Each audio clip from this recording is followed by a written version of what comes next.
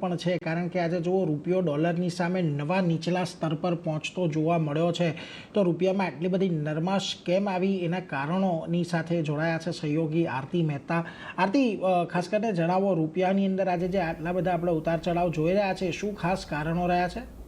જી, રૂપિયાની વાત કરી લઈએ. તમે જેમ જણાવ્યું, નીચલા રેકોર્ડ સ્તર આપણને ડોલર સામે બનતા દેખાઈ રહ્યા છે ને નવા સ્તર બન્યા છે.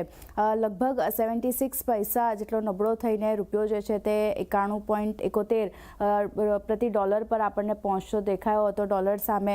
આ સાથે જ એફઆઈઆઈની ઇક્વિટીમાં જે ભારે વેચવાળી થતી દેખાઈ રહી છે અને ડોલરમાં ખરીદારીના કારણે દબાણ જે છે તે રૂપિયા પર બનતું દેખાઈ રહ્યું છે.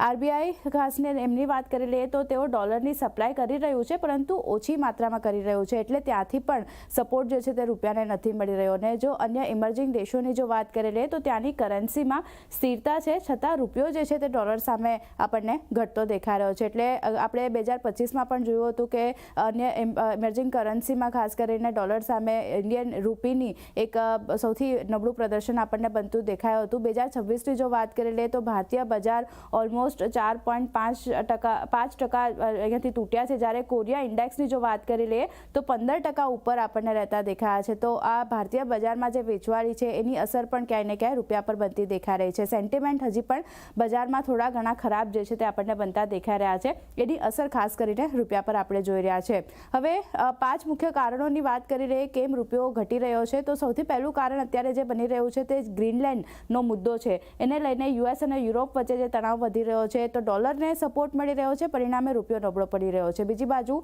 ભારત અને યુએસ ટ્રેડ ડીલમાં વિલંબ થઈ રહ્યો છે, અનિશ્ચિતતા જે રીતની બનતી દેખાઈ રહી છે એને લીધે પણ રૂપિયા પર આપણે જોઈ રહ્યા છે દબાણ બની રહ્યું છે.